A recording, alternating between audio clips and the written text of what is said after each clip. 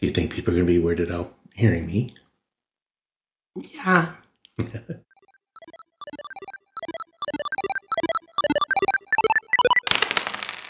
everyone, welcome to the Going Analog podcast. I'm your host, Shu. Why Shu and not your normal host, Christina? Because here's why. Listen to this. Say, hi everyone, welcome to the Going Analog show, Christina. Hi, everyone. Welcome to the Going Analog podcast. Okay, so that is why. We just came back from Gen Con. So I'm going to do most of the talking today because someone's lost her voice. Lost it on Thursday.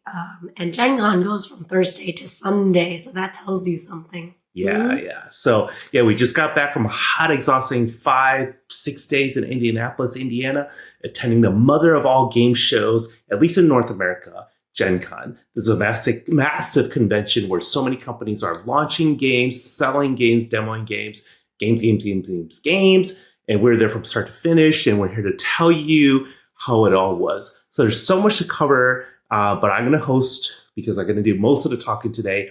But it's just going to be me and Christina. And we can't contain everything we've seen in one episode, right? It's just too much. So we're going to start off today, this episode, with a few quick impressions of the show, our thoughts on a few of the games that we got to play. We actually didn't get to play full games, a ton of full games, because there's just no time.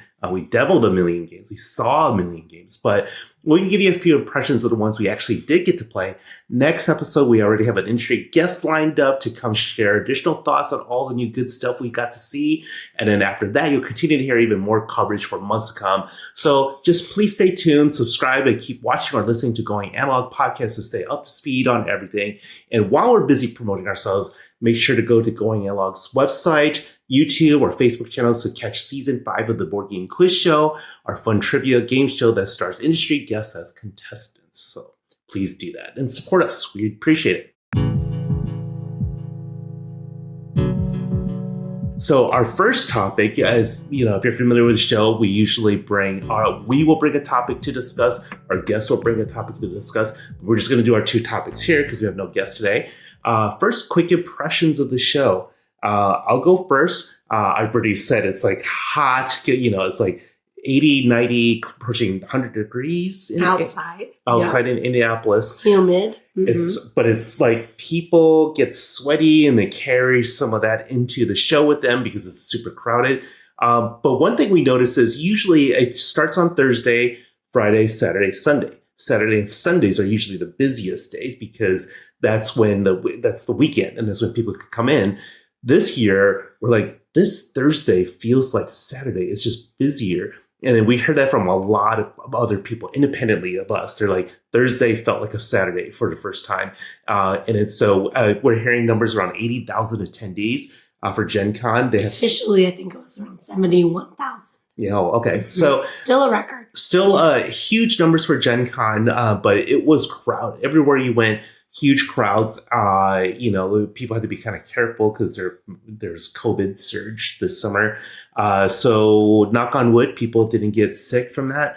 But yeah, super crowded, very busy. It felt to me like it's busier than ever. It was very, very, very packed. What did you think? Yes. We had a lot of scheduled things this year, which was very different. But trying to get from one aisle, several aisles down, that was a bit of a struggle. You got to navigate the crowds, beware of spots of ripeness as you're walking around, But the booths were fantastic. People went all out this year. And then there were just, obviously the fun stuff you see at every Gen Con. People walking around different costumes every day. Just people excited for games. So I had a great time. But obviously I had to pay something, which was this voice. Yeah. And then Gen Con, this started a few years ago where they used more of the real estate in surrounding buildings. So Lucas Oil Stadium is where the Indianapolis Colts play football. Huge stadium. There's always some stuff going on there, but then in recent years, exhibitors, events, and things would more and more take place there. And we had a couple of meetings on that side, so we got to go on a couple of different days. And then there's seas of people, like huge waves of people just going back and forth between the halls, which was also surprising because it never connected with this cool tunnel, right? Where you go from the convention center, you walk through this tunnel to Lucas Oil Stadium, and then I've never seen that many people go back and forth between them. It was like I felt like a tiny little fish in this big channel. So yeah. The first time we're rushing over there, I'm like, this can't just be normal traffic. I thought I was going to ask someone next to me. I'm like, is there something going on? Like I felt like something was going, like we were at the wrong time and there's some big event happening, like a concert. It felt like a big concert was about to happen, or a big show, or a football game. And I'm like, what is going on? But after a while, you saw it disperse a little bit. I'm like, no, this is just, there's that many people there. They did some logistical rearrangement. Like a couple years ago, they started moving the food trucks from right to the side of the hall down to like in between the hall and Lucas Oil Stadium. So I think that also drew some crowds that way, which does make, I think, some of the Lucas Oil things a little bit more popular. It used to seem very far out, but now I think people are pretty used to going back and forth if they need to. So yeah, because if you're trying to eat around Gen Con, you have to imagine downtown Indianapolis is just packed. If you're going to a restaurant, you might have to wait in line for a long time.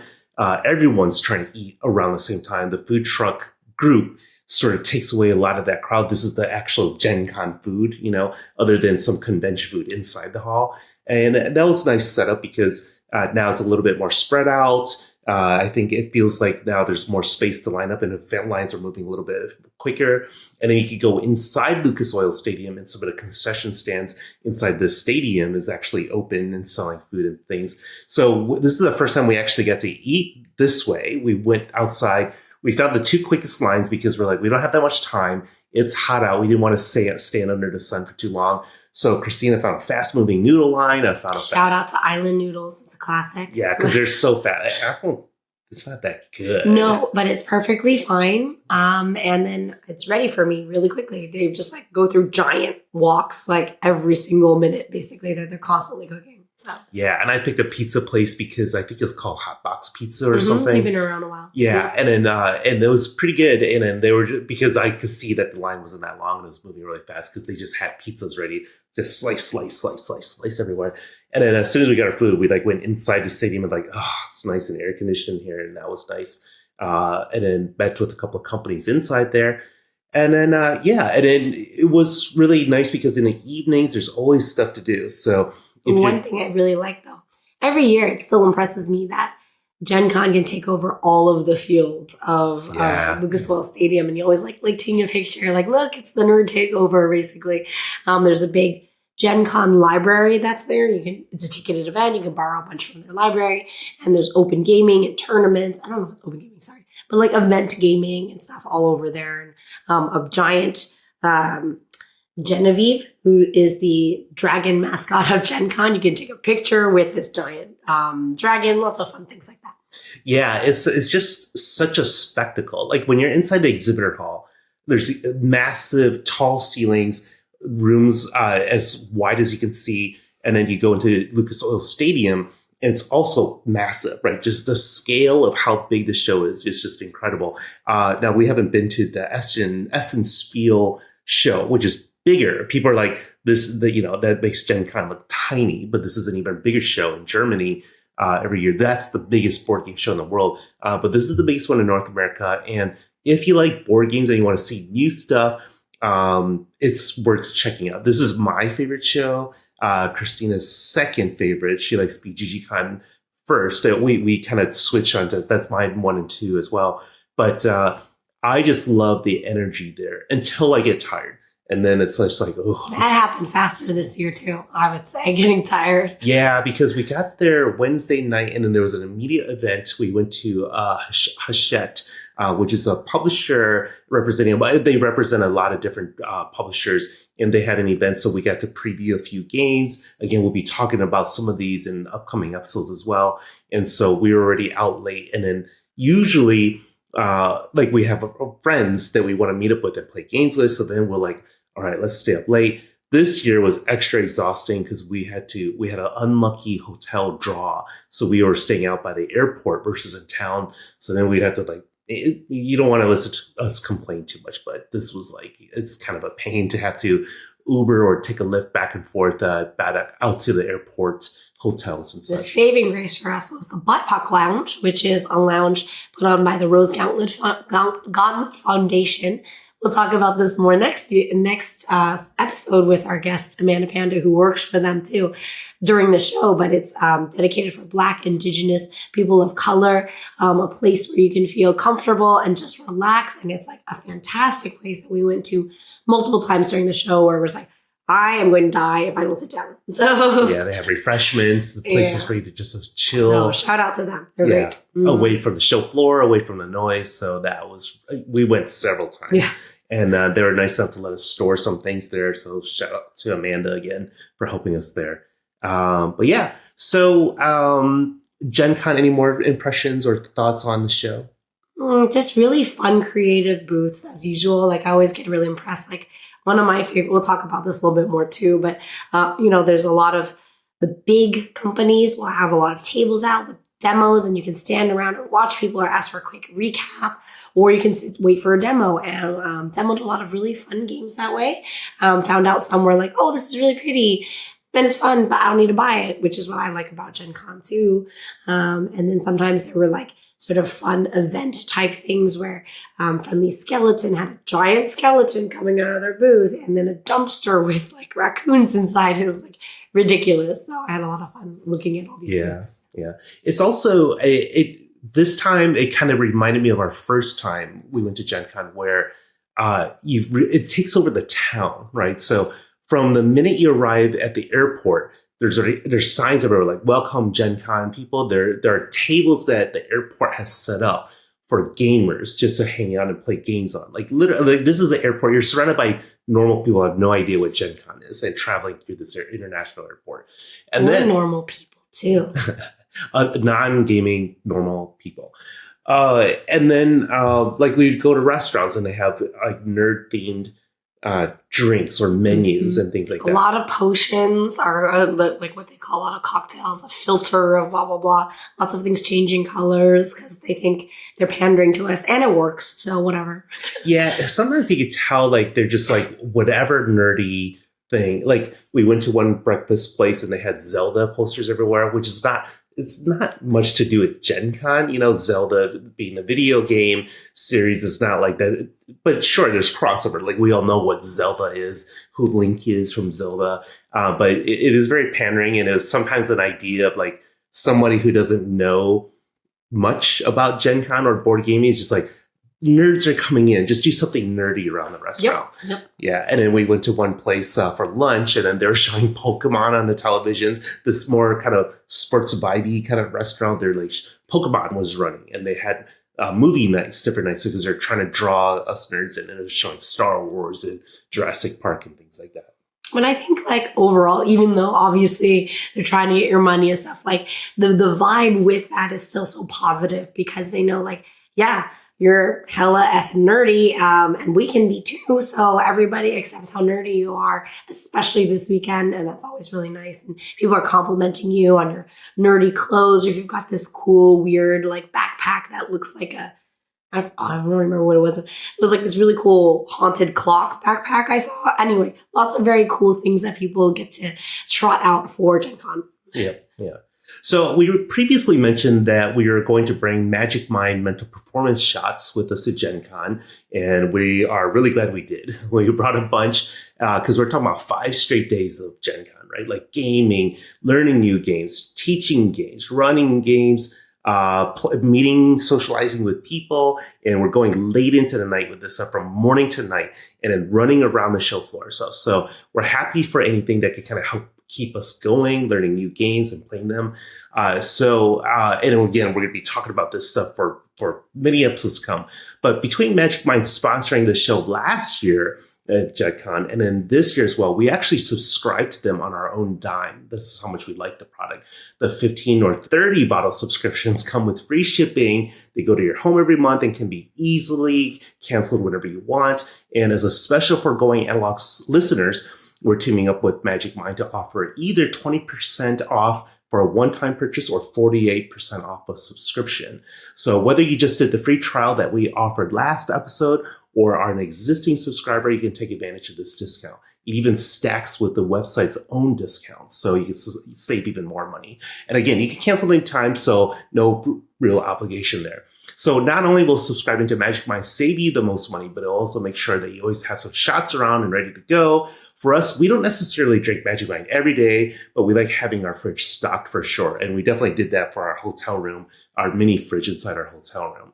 So because you never know when you're going to have an especially long day, or if you're going to have a big gaming day, where you'd like to have some around for when we're going to have friends over. And it just helps make sure that we're sharp and ready to play and that we're maximizing our brain power so we can beat our friends and each other too. So if you're interested in trying this stuff out, just go to magicmind.com/analog20 and use the promo code analog20. That's ANALOG20 for up to 48% off again.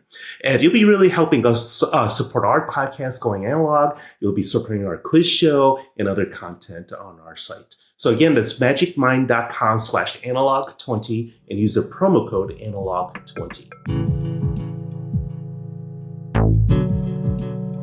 So we mentioned for Gen Con that because we were so busy, we're demoing and trying out a lot of games, we actually didn't play a lot of full games on their own. But there were a handful that were like, for sure, these games we actually did get to play. That I actually got to record on my BG Stats, which like, is a big deal. Legally, because you wouldn't record a demo on BG Stats, right? Mm-hmm. Yeah. So we got our hand on some games, and all the ones, let me just double check. Yeah, all the ones we are going to talk about, we did receive as either a review or media copies for full disclosure.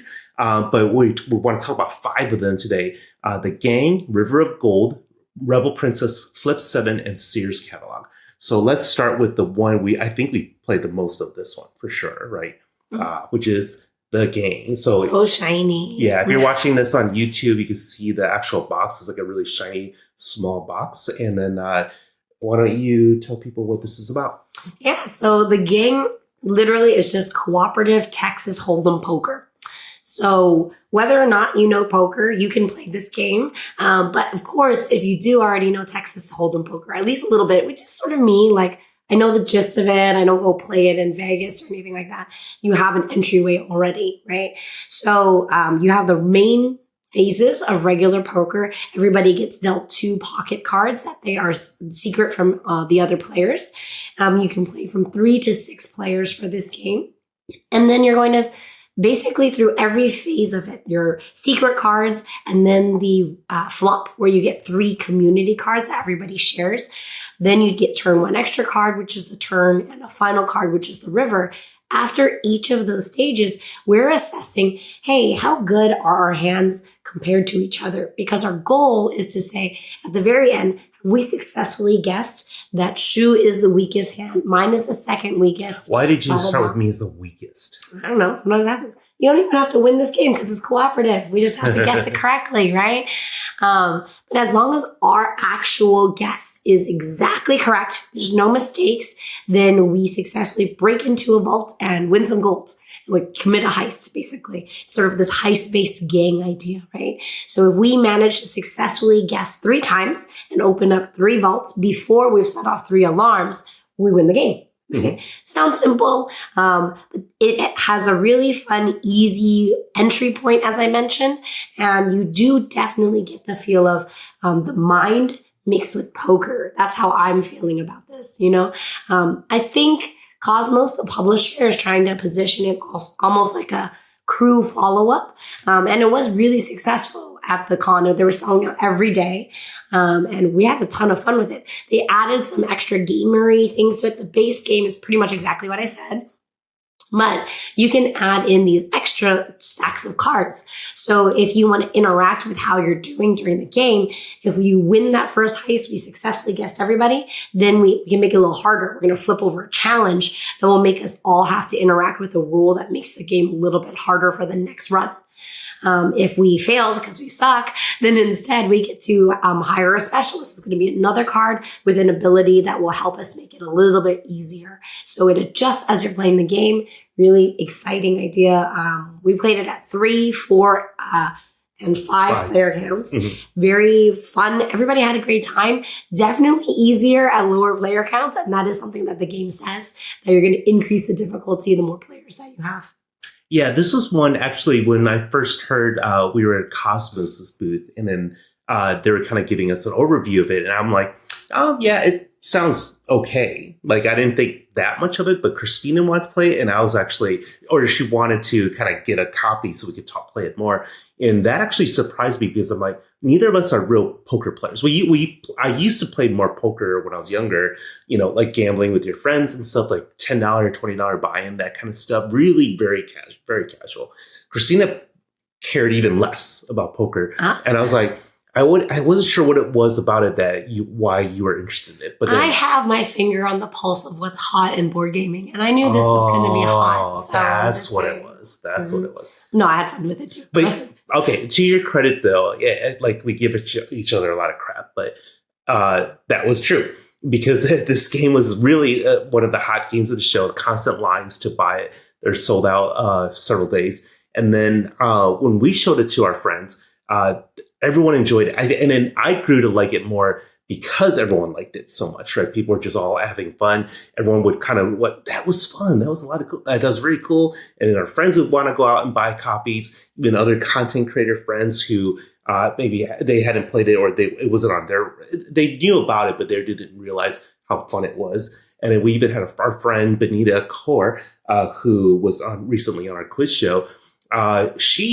We didn't really grow up with poker. Like I was teasing her because I forget she called a sequence or something like that, right? So something you wouldn't call like if you knew or grew up with poker. She just didn't really grow up around it. And then so she was constantly having to reference the sheet because they give you a little cheat sheet of like royal flush is number 1, straight flush is number 2, etc. Right? And then so she was constantly looking at that to try to remind herself what the poker hands were. It wasn't completely foreign to her. It just wasn't natural to her.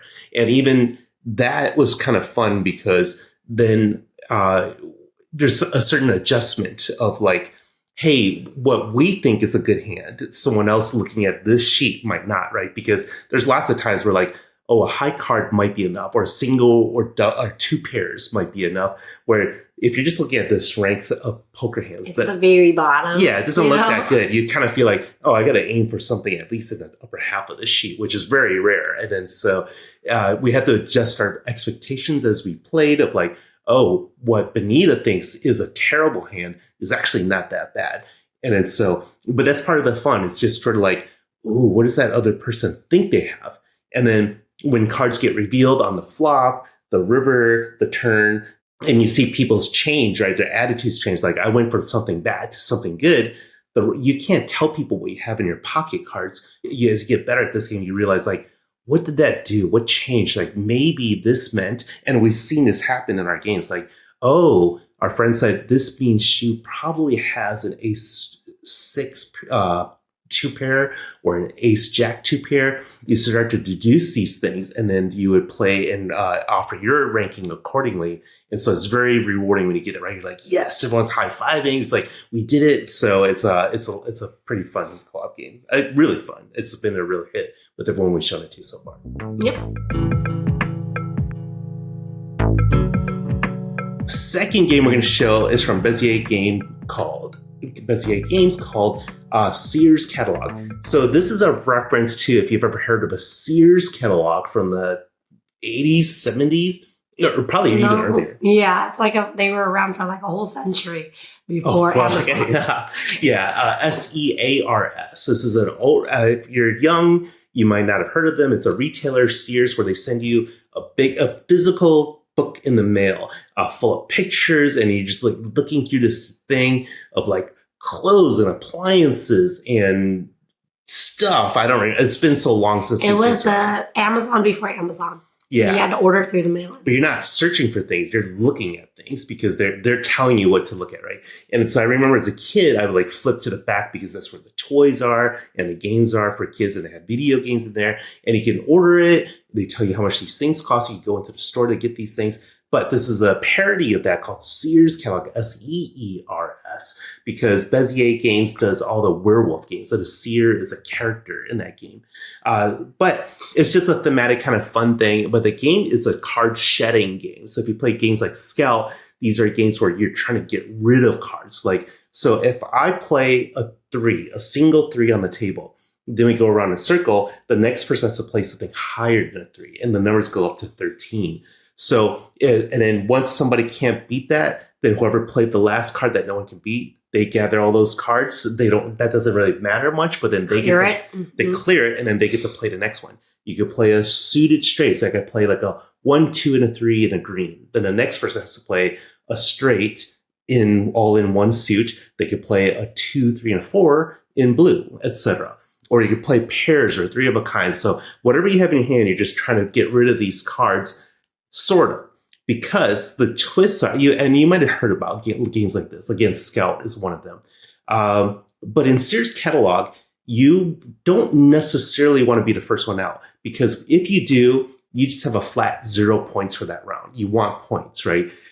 Maybe it's a good strategy if everyone still has a lot of leftover cards in their hands, because if you're stuck, if a person goes out, you have cards in hand, you get -1 point for every card you have left in your hand. That's usually bad for opponents, except in this game where if you are down to 6 or fewer cards, or 5 or fewer cards in your hand, you're in a bonus, which means, okay, I still get those negative points. If I have 3 cards left in my hand, left over, that's -3 points. Plus whatever is the value of the lowest card in my hand. So if I'm holding 3 cards, that's -3 points. But if my lowest card is a 10, that's plus 10 points. So that's a net of +7. So I can actually come out ahead by not being last, having leftover cards, if I played everything correctly. Because it's a trick, right? It's all really kind of clever, because you're either playing higher cards to beat other people to get rid of your cards, or you're saving some of these high value cards so that you can score this bonus at the end. So that's kind of fun, because there's some strategy there, right? You're like manipulating your hand. I'm like, I want to keep a few high cards. I can't hog all these high cards because I need to beat other people at the table and get my hand size down so I'm eligible for this bonus. Really clever. On top of that, this is my favorite part of the game. Get these artifacts. So everyone will get 3 artifacts. One is a wild card. That's just whatever you want it to be. The others have special powers. Now, they're not initially intuitive. I think if I had to fault the game for anything, it's like sometimes you're reading, there's like, how do I play this card again? And there's a book with the instructions that kind of explain all the cards. But they might say one card might be, I play this alongside another card to plus or -1 its value. Or this card can change the suit of the card that I played it with. Or this lets me automatically, this doesn't count as anything, but this card will just force me to lead the next hand, because that lets me set the tone for the next hand. So there are a ton of these artifacts in the game. You mix together 2 per player and then distribute them. And between rounds, you will reshuffle them and redistribute them to the players. So you have these extra cool powers that really start to mess with things. And it makes you feel really clever for playing these in the right way. Mm-hmm. For me, like, this idea of a card shedding game is a very popular type of game in Asia. Different countries have their own different versions. For me, I grew up with Big Two, and I'm constantly looking at games like that where I'm trying to piece together hands and like trying to get out as fast as possible, which is actually not great for this game. So I suck at it so far, but it's sort of like I'm racing to dump this hand, but then I have to like put on the brakes near the end strategically. And I haven't figured that out yet. But I find it really intriguing and fascinating. I want to play it more to see like, okay, how can I set this up so that I don't zero out again like I normally do? I'm not usually ending up with a ton of negative points, but I'm not ending up with positive points. So that's a thing that I find really fascinating about this game.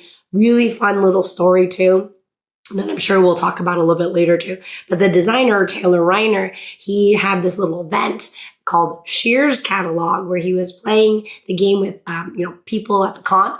He had like some shears in front of him, like a buzzer shaver. And if you beat him at his own game, you got to just shave a line down his hair. And he had long curly hair, not curly, but long wavy hair.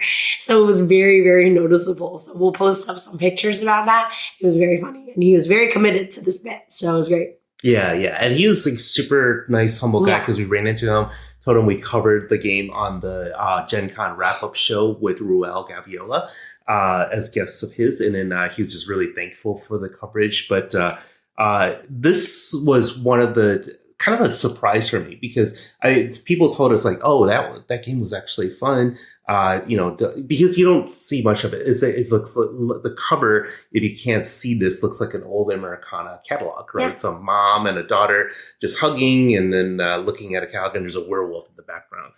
The werewolf, it's all just for a fun theme, but I enjoyed this. This is a game we're going to be showing a lot of people. Both the games we talked about so far, well, all the games today, really. We're covering them because we really like them all. All right, so let's move on to the next one. Another shiny box game, River of Gold. I'll let Christine explain because she knows this game a lot better. She's played it a lot more than I have already. But to save you a little bit of time and voice, let me set it up. So this is a new game from the new studio Office Dog, and it's River of Gold. There's little gold embellishments and embossing around here and on the board itself, on the box and on the board. It's beautiful. So it's really, really pretty to look at. This is a heavier game. So we didn't get to play a lot of heavy games at the show, like full heavy games, because again, time, right? So a lot of games we're covering today are kind of small box, quicker games. This is one where Benita, again, the aforementioned Benita Core, she really wanted to play it. Christina's like, I'm going to show it to you. We've been carrying this around every day to play it. Thinking we're going to play it. We keep running out of time. The last night we were at the show, they finally got to it, but they didn't get started till so late. I'm like, man, we're flying out in like literally in 6 hours. We're flying out. I got to go back. We're going to pack our room, all the games we've been getting and that we brought back with us and that we bought. So I was like, I can't play. So I ducked out of the last game, but Christina got in one more game and she's been playing on Board Game Arena as well. That's where I initially first tried the game, but I really like this one. This is another one I'm excited to show our friends and get a full game in. But yeah, you want to tell people about it? So great implementation on Board Game Arena also. But we saw this when we were meeting with Crystal Rose, who's the marketing for Office Dog and some other properties under Asmodee, because Office Dog is an Asmodee label. But we saw it off to the side. It was like, oh my gosh, I haven't seen the physical version of this. And it was beautiful. So technically it takes place in the Legend of the Five Rings universe. And so basically it's sort of a fantasy Asian world that there have been a lot of games about, basically. And it's definitely heavier than the other games we played, but not a heavy game. I'd say it's a really solid mid-weight dice usage game. So in this game, there's a beautiful river of gold. Crystal's nails have these lovely, like, little nail art that was like a river of gold also, which was like gold dripping from her fingers. Super cool. Hi, Crystal. And so you have two merchant ships along this river that you randomize. So every turn you roll your die, you have a number from 1 through 6, and you can use that die in one of three ways. You're either going to sail down the river to gather resources and money, or based on the number, it's a region along the river, and you can start building out buildings along either side of the river where people will start gathering resources from your building, but you get a kickback as an owner, even yourself. So you get an owner bonus if you land on your same building also. So the game is very different every time as you build out different buildings down the river.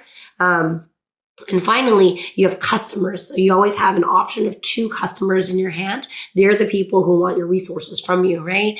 And so as you're delivering to these different customers, they're going to give you either ongoing benefits, like a discount whenever you build in a certain region. It might give you extra ways to get points at the end of the game. It might upgrade your ships to give you more abilities as that particular upgraded ship goes down the river. So it's really clever, very smooth. It looks a little bit busy, but everything makes a lot of sense. The iconography is great. And it's a pretty snappy game once you get into it. We played 2-player because I was like, it's getting so late. I'm not going to allow anybody else to play this. I need to get a couple hours of sleep. But just having it out on the table, so many people stopped by just like, what is this game? It's so beautiful. And it didn't help with your voice. It did not help with the voice. But we finished the game 2-player, I would say within an hour, because we're both pretty quick and we just wanted to finish the game, and I was really glad of it. But it was really fun to play the full version of it. I can't wait to play it again with more players. Well, that was you teaching it in a loud bar environment to Benita's for her first game. Benita's incredibly popular, so everybody knows her and wants to talk to her. So I think if 2 players who knew how to play, like if you and I played it now, it'd go much faster. Yeah. But it's fun. It's not quite worker placement because it's almost like roll and move. But because you have 2 boats, you decide which one's going to move. More strategic. Yeah. And then there's also resources that can let you alter your die roll. So you're like, I rolled a 3. Do I want to move boat 1 3 spaces and activate these areas around them, these buildings? Or do I want to move boat 2 3 spaces and activate those buildings around where they land? Or do I want to spend some of is it a sun resource? Favors to change the die roll, right? Yeah. So then it opens up a lot of options on a river. So it doesn't feel like Monopoly or something like that. But ultimately, a lot of your points come from the 6 different regions who has the most influence in each one. And every game you randomize how much influence each or how many points each one is worth. So that makes it super different too. Yeah. And so I like the whole building aspect because even though when you move your boat, you're gathering a lot of resources, you're like, but there's a lot of spaces to be built out that will supply even more resources or influence or points to those boats that are moving down, yours and your opponent's. So you also want to be like the first to build new buildings down. So then you get the owner bonuses. So kind of think, if you remember Lords of Waterdeep, right? Where you want people to go to your buildings because you get a little bonus. So, but you also get that bonus. So just everything kind of feels like, oh, I want to do this. I want to do this. And even when you deliver to your customers, they'll either give you, if you start delivering them, you're like, okay, now this customer's done.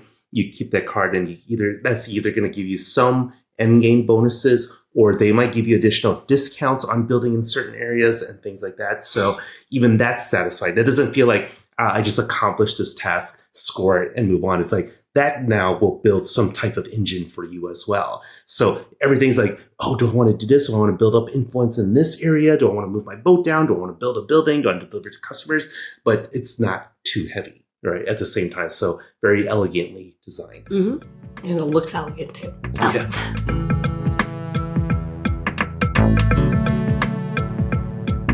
All right. Next game is Flip 7. So when we were visiting the op at Gen Con, I was almost going to say echoing analog. At Gen Con, they had the smaller box version. The one I'm holding, if you're watching the video, the smaller box version of what the final one's going to be. It's a promotional edition of this game. So this is Flip 7.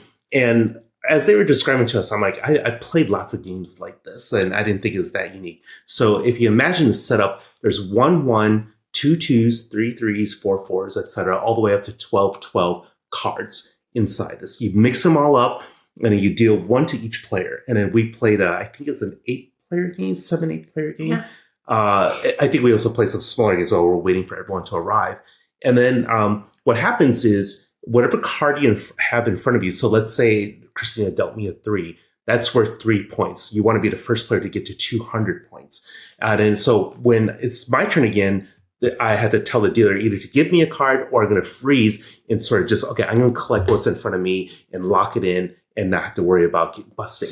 But then they'll deal me a card. As long as it's not a card that I already have, now I've gained another card. So if she dealt me a 5, now I have a 3 and a 5 worth 8 points. It's pushing your luck because, again, 1 1, 2 2, 3 3s. So if I get a 12, that's great. That's 12 points. But there are more 12s in a deck than any other card. If I get a second 12, all those cards I bust, all those cards are wiped out and it's gone. But again, there are other games like this. I played other games that has that formula. They also have special cards. So there's some special powers mixed in here. One of them, for example, is a freeze card. If you get dealt a freeze card, you can either freeze yourself and just say, I'm done. I want to freeze my cards as is. Or I could play it on another player and then they can't play anymore. They're just done for that round. It's a quick, very quick, loose, fast, almost party game-ish. So not a big deal. Fun one is the flip 3, where you force somebody to, like, usually you'll pick the person in the lead. You make them take this card. They have to accept the next 3 cards, which makes them more likely to bust. So a lot of chanting and yelling and telling people to hit, Yeah. You can play it on yourself. You're like, I just want more cards right now, right? So now I think we had a lot more fun than I was expecting, because I'm like, this was really fun. We were laughing. I'm always so pessimistic. There's so many games. There's just so many games. You're like, this is another one of these trick taking or card shedding or whatever games. But we were laughing a lot with this game, and it was kind of getting kind of crazy. At one point, one of our friends knocked over a glass of water, and we're all frantically trying to clean up the cards. And unfortunately, our cards got a little damaged. I'm like, this sucks, because I really like this game. But because we were playing with all friends we knew, right? I think if we were playing with random people, it wouldn't be the same. But we were egging each other on. So shout out to our content creator friends, Casey, Brain in a Jar, Benita, James Hudson was there, Raina and Phil from 1 Minute Board Games, and then some of our other friends were there as well. But because we all knew each other really well, we would talk smack. We're like, no, you definitely want to play more. We're constantly trying to push other people to bust, right? And then when it happens, we're all like gleefully laughing, we're like chanting like, go, go, go, go. And, and they do it, and then they bust it. And we're like, ha, ha, ha. We're all laughing at them. And then, or if they draw 3 and they don't bust at all, and we're all groaning and this person's cheering. So there's a lot of excitement over just cards, right? And so it's a lot of fun. We really, really enjoyed it. And then those like, it's going to be like a mass market game, probably a Target, a lot of places you can buy it. Bigger box than the one that we have as a promotional copy, but super quick, easy game. Can carry it around. Had a great time with it. Yeah, it's like 3+ players, 20 minutes. You can play, I think, from what I remember, the rules say, we do recommend getting 2 sets of cards if you're playing with 18 or more people. But you could play like a ton of people off of one deck, basically. Yeah. So that's Flip 7.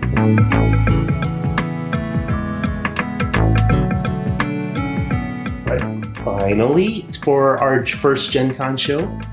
Rebel Princess. So this is a trick-taking card game that I was interested in actually going into a Gen Con, because I had read about it or somebody had talked about it at some other cons. Previously, it had been designed and published by a Spanish company, designed by a group of people from the Spanish company and published by Zombie Paella. So what impossible to get here, it was coming out at Essen last year. I think people were talking about it, or UKGE. And the theme just got me immediately. Bezier brought it over and localized it, turned it into a deluxe edition, making it more localized, has English rules, clarifies a lot of interactions of things. So at its core, it's a trick avoiding game, essentially. So you will take on the role of a fairy tale princess, and there's many choices that you can choose from. You get 2, you pick one, and 1 asymmetric power that you can use per round. Typically, you'll play 5 rounds. And the whole goal is that you are attending this ball with these other princesses, but there are some Prince Charmings trying to sneak into the ball and trying to propose to you because they really want these awesome rebel princesses, essentially. And so they're their own suit. They're this gray prince suit, and you're just generally trying to avoid winning any of them because they're going to come with a proposal. Proposals are points, and you want to have lowest points at the end. You want the fewest proposals at the end. There's a lot of fun little twists to the game because not only are you just sort of avoiding most of these tricks, you also have this other suit that's the pets. So there's like queens and pets and blah, blah, blah, whatever. But specifically, one card is a frog in the pet, and he's secretly a prince. And he is super clingy. So when he turns into a prince, he's going to propose 5 times, and he's worth positive 5 points. And so you generally really want to avoid that frog. So you're trying to do your whole, the best way to avoid all of these, force other people to take these proposals. And each round is a little bit different because there are different modifiers from each round that go from A to Z. 26 possible different things that increase in difficulty. A lot of cool ways to customize how complicated you want this game to be. You can make it pretty straightforward. Like nothing special happens. We just pass some cards around. Or you might have to do a round where like, oh, we're going to pass a few cards both ways, but now you have to play either your highest or lowest card in that suit, blah, blah, blah, right? So all these very interesting ways that completely change how you play that round. And of course, with most fun sort of like swingy trick-taking games, there is a way to shoot the moon too. So if you happen to attract all of the proposals, you get all of the princes, plus the frog, then you get negative 15 proposals in the end. You become the rebel of the ball, and you're like, haha, I'm going to reject all of you and get negative 15 proposals instead. Wasn't it negative 10? Negative 15? Oh, okay. Mm-hmm. Yeah, I tried my very first time playing it. I'm like, I was just losing. I just like Christina and her friend John kept giving me all the princesses. I know, that gets a little confusing. Plural prince. And then so I kept getting stuck with them. Like, all right, well, screw them. I'm going to shoot the moon on this. So then all of a sudden they saw me collecting the princes. And then I'm like, they just have to screw me once, because if they could just avoid giving me one of them and either one of them would take it, then I would go from that negative 15 to a positive like 20 or whatever. Yeah, whatever it was. And then so I lost poorly. I lost badly on that game, but it was really fun because like you'll take that gamble and it may not pay off. I had another game where it did pay off, where I drew my opening hand I had a bunch Maybe it is negative 10. And anyway, yeah. I had a bunch of princes, and it's weird not to say princesses. But anyways, the negative 10. So it's negative 10 as a shoot the moon.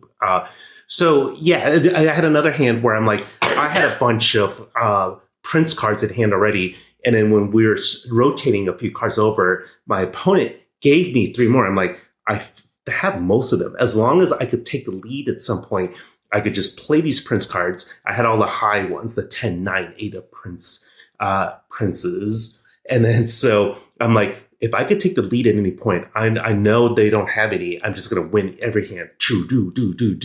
And then I just need to win the frog, which is an 8 of green. Mm-hmm. And then I did it. And then so I'm like, minus 10 points. Yes. And then, it sounds hard, but you can definitely set it up to not be.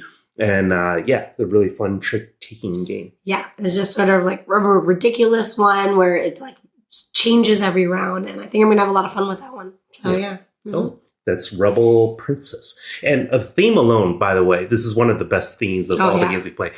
We've had people like, before we even get to what the gameplay is, they don't care. Just the idea of, hey, you're a princess, you don't want to get married. It kind of bucks that Disney trend, and then people get excited about that. When we covered this on the Gen Con TV wrap-up show, the producer who was behind the camera came up afterward and told Christina, you sold me on that game. Like, I want to get that just on a theme alone. Even the box cover is super cute, or the inside of the box, they printed a little frog saying, marry me, so you can open up the box looking like you're proposing to somebody, and then you're like, no way. Yeah. Very cute.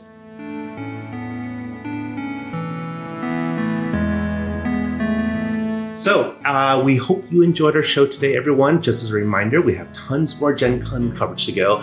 So please stay tuned to our podcast here. Special thank you and shout out to our awesome friend and editor, Mike Zipkin. And then again, if you want to support us and get some Magic Mind, go to magicmind.com/analog20 and use the promo code analog20 for up to 48% off a subscription. Then you can stop listening and go play a game. Bye.